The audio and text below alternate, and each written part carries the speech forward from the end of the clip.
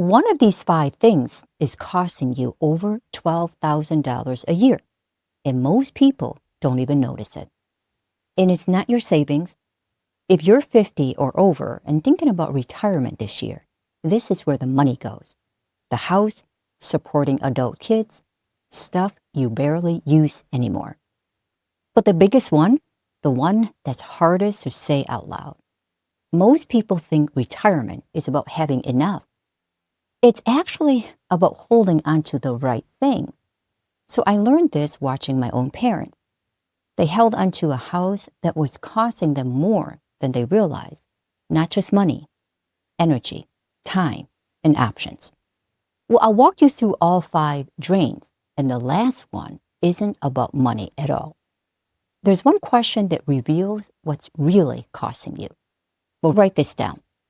Does this still serve my new life or my old life? The question will answer itself by the time we're done. So let me start with the one that has the biggest financial impact, the oversized house. More than 3/4 of adults over 50 say they want to stay in their own home. Well, I understand. Home means something. But here's what's shifting. People in their 50s and early 60s are actively choosing to be able to walk places and stay active over square footage. They're not giving up their homes. They're choosing the right home for who they're becoming. So that's item one. And there's a policy piece most people miss. So now let me show you the other four, including the one that cuts the deepest. One couple I read about raised 5 kids in a big house, walking distance to downtown, close to the park. But after their kids moved out, that house became a job. Maintenance, utilities, yard work. So here's what they did. Sold a big house, bought a condo in the exact same neighborhood, freed up equity, cut their annual costs by thousands. So now they spend winters somewhere warm. So they stopped managing a house, started actually living. And here's a policy piece most people miss. Many states have property tax freezes or exemptions for seniors. So if you're over 65, your property tax might be locked or reduced. But it only kicks in when you apply. So the government doesn't do it automatically. That policy can save you money, but only if you know it exists. And here's where AI can help. Tools like Zillow, Redfin, even ChatGPT or Claude can run scenarios for you. What's my house worth? What would a condo in the same neighborhood cost? What's a monthly difference? So you can run these numbers in minutes, no realtor, no pressure, just data. Now, AI doesn't make the decisions, but it shows you or it gives you some indication what's possible before you're ready to commit. So number 2 is harder. And honestly, it's the one most people resist the longest. Supporting your adult children at the expense of your own security. Well, this goes against every parental instinct. I know. But here's the reality. Your adult children have decades to build wealth, to recover from mistakes, to figure things out. You have limited number of healthy, active years. Every year you delay your own retirement to fund their choices, that's a year you don't get back. So one story that stuck with me, parents who delayed their own retirement by 3 years to help their daughter buy a house, 3 years of their healthiest retirement window. Meanwhile, their daughter could have gotten a conventional mortgage, build equity over time. Here's the reframe. There are loans for houses, loans for cars, and loans for education. There are no loans for your health span. So let me say this again. There are no loans for your health span. And here's a policy piece nobody mentions. If you give large amounts to your kid and then need Medicaid for long-term care within 5 years, that money counts against you. It's called the Medicaid look-back period.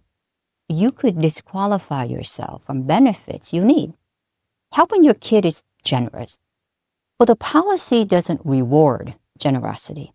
It penalizes it if you don't plan. And here's the uncomfortable truth. You probably already know which of these drains is yours. You've known it for a while. You just haven't wanted to look at it directly. It's not a failure. That's human. But the longer you wait, the fewer options you have. If the conversation feels too hard to start, there are tools that can help you draft it. Number 3, the boat, the RV, the classic cars, the things that used to bring you joy, but now just sit there. The cost isn't just money. It's mental space, storage, insurance, maintenance. Well, let me tell you about a person I know who spent 20 years restoring classic cars. 5 beautiful vehicles, each one years of weekend work. But as he approached retirement, his wife did the math. Storage fees, insurance, maintenance, registration, over $12,000 a year for cars he drove maybe 6 times. Well, she said, honey, that $2,000 every time you drive one of these. His first reaction, well, absolutely not. These aren't just cars. They're my life's work. But over the next year, he found himself going less and less. The cars just sat there. And then he realized something. He was keeping these cars for who he used to be, not who he is now. So here's what he did. Kept his favorite. The first one he ever restored. And the other 4, well, sold them to collectors who would actually use them. So he went from being a car collector to being a car enthusiast again. He still has the joy without all the upkeep. So your RV sitting in the storage is getting more expensive to own every year, even if you never drive it. That $2,000 per drive number, well, you can find yours in 60 seconds. Stop for a second. We're halfway through. Which of these is hitting home for you? Drop it in the comment. Number 4 is simpler, but the savings add up. If you're married and not commuting anymore, do you really need 2 cars sitting in the garage? Insurance, registration, maintenance, depreciation? One couple tested it. Pretended they only had 1 car for 60 days, just to see. Well, it turns out much easier than they thought. Well, here's what surprised them. It wasn't the driving they missed. It was the feeling that they could leave whenever they wanted, the independence. But once they realized they still had that, just with a little more coordination, the second car started to feel like what it was, a $6,000 a year habit they didn't need anymore. Well, they sold it. So now they use those funds for travel instead. So we've covered 4 things that might be draining you. The house, supporting adult kids, hobby assets, and the second car. Well, the 5th one is different. You can't sell it on eBay. And it might be the most important. 77% of workers expect to work after retirement. That's from the Pew Research. The reality, only 12% actually do. The identity shift happens whether you planned for it or not. There was a surgeon, 30 years in practice, financially ready, mentally ready. He retired. 6 months later, he said, I used to be Dr. Miller, and now I'm just Michael. He started volunteering at a free clinic, not because he needed the work, but because he needed to feel like a doctor again. He was clinging to his old identity instead of figuring out who he wanted to be next. The breakthrough came when he stopped trying to be Dr. Michael in retirement and started exploring who just Michael could become. Well, he discovered woodworking, started mentoring young doctors, became Grandpa Michael. He stepped into roles he never could have while working at 50 or 60 hours a week. And here's a policy trap. If you claim Social Security early and keep working, there's an earning limit. Earn above it, and Social Security withholds part of your benefit. So the system actually discourages you, the thing most people say they want to do, but know the rules before you decide. And if you're wondering, who you become after the job title goes away, use tools like Claude or ChatGPT. They can help you explore possibilities that you haven't considered yet. Well, some people discover paths they never would have imagined. I've seen this through my own family. Watching someone go through from retire to I'm building something new. That shifts changes how they talk, how they move, how they wake up every morning. So I'm not telling you to get rid of everything. That's not the point. This is about clearing space for what actually matters now. And the identity shift isn't just about your job title. It's about every role you've played. I've learned this sitting on my closet. I've learned this sitting on my closet floor. When my kids left home, I started decluttering, and I wasn't ready for what I found. The old drawings, report cards, the shoes they wore on their first day of school. I sat on the floor of the closet holding a crayon picture my daughter made when she was in kindergarten, and I couldn't throw it out. I physically couldn't do it.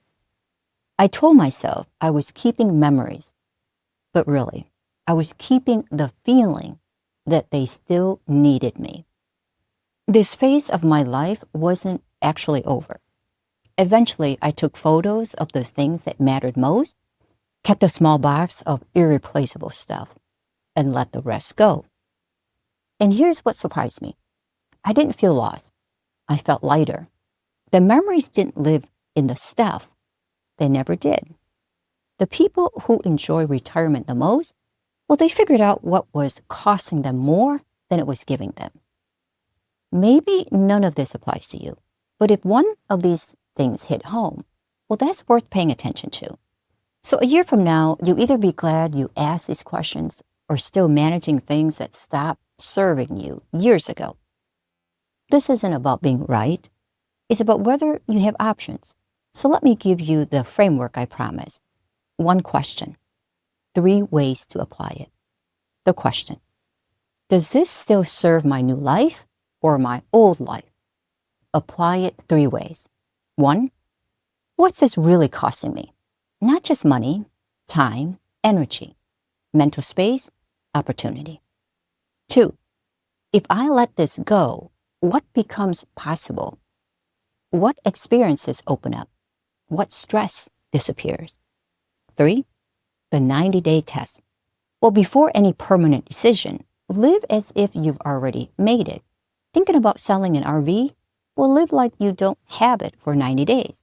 See what you miss, or whether you feel relief. Most people are shocked by how freeing it feels to let go of something they thought they needed. So you came into this video thinking retirement was about having enough. So now you know. It's about holding on to the right things. Every item you keep requires a piece of your attention, your money, your energy.